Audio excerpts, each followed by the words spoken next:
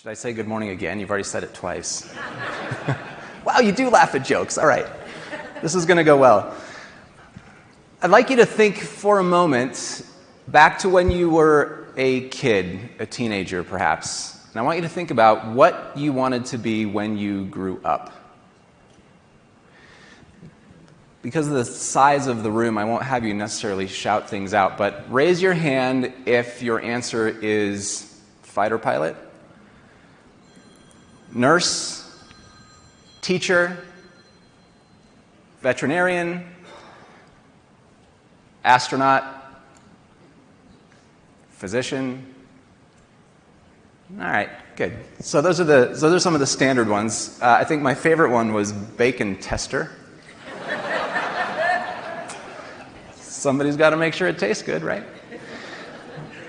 Now, what I'd like you to think about is through the course of your working life. Again, this could be from teenager all the way up till today. I want you to think about your favorite job. For how many of you is that answer to the second question the same as the answer to the first question?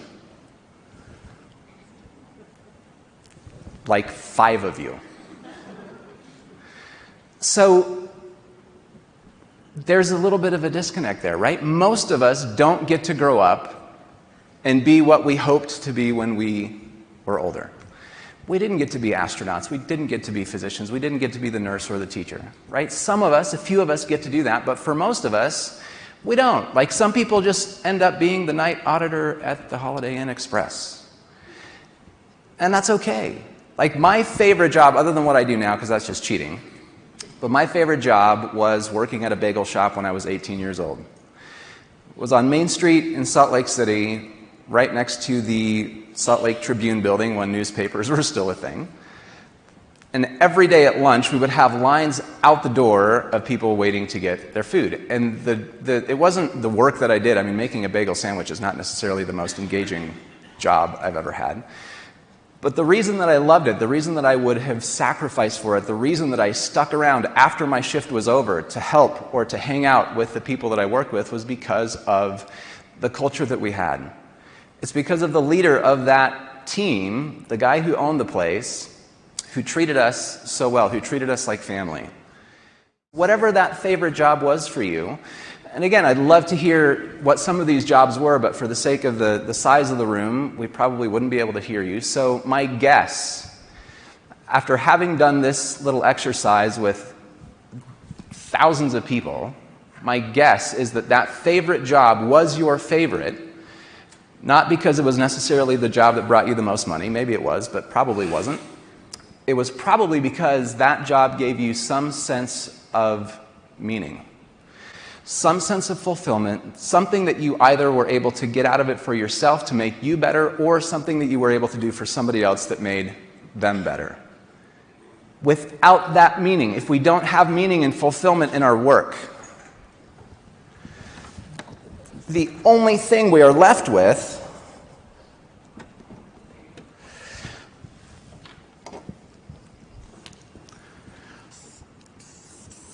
is results. We put a lot of time, a lot of energy, and a lot of focus around results, numbers, metrics, percentages. That's okay because those numbers, those metrics are important.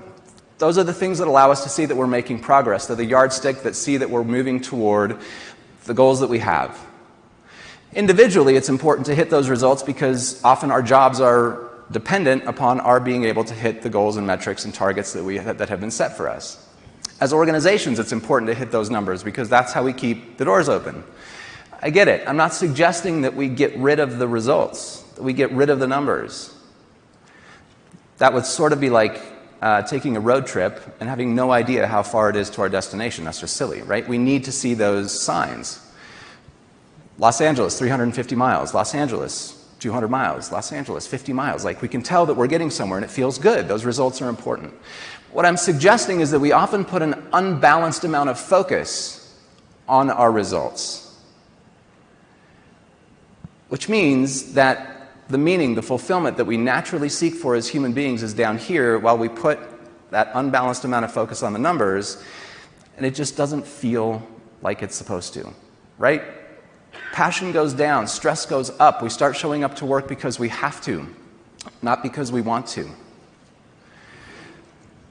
There's a quote, and I've heard it come from a few different places, so I can't tell you exactly where it's from, but it says something like, to say that an organization exists to make money is like saying that human beings exist to eat food. Like, yeah, the food is important. Yes, the money is important, of course. But there's more than that. It's simply the fuel to help us do something more, something bigger. When we put an unbalanced amount of focus on the results, we will naturally take the actions that are required in order to achieve those results. And when we fall a little bit short, when we don't quite achieve the result that we're hoping for, the natural tendency that we have is to change our actions. We try to do something differently, implement new skills, behavior, technology, learning, whatever it is, to try to achieve the result that we've been tasked to achieve. When we do actually achieve that result, what happens? Well, now we've got to go to the next thing, right? The number now has to get bigger, and now we go back to our actions to try to do the things that we think we need to do in order to achieve that new, higher result. What happens if we're not careful is that we get stuck in what I call the hamster wheel of action and results. Right? We show up to work every day, we have the checklist, we have the to-do list, we know what we need to do to achieve the result, but there's just something missing. Right? Of course, the numbers are motivating in the short term, especially if our compensation is tied to those numbers in some way. But if that's all we're doing is hitting the goal and then going after the next goal, hitting that one, going after the next goal, hitting that one, eventually it just gets exhausting. This hamster wheel is a problem for a lot of people, and I would imagine that most of us in this room, whether at some point in our career, have felt like we are just stuck in this hamster wheel, right? We get up on Monday morning, we go through the week, it's kind of a blur, we can't wait for Friday, we get that pit in our stomach on Sunday night knowing we have to go back to the job we don't really want to do on Monday. We get stuck in this cycle. This is a problem for a lot of people. Gallup does a worldwide engagement study. They found that around the planet there are about 3 billion employed people.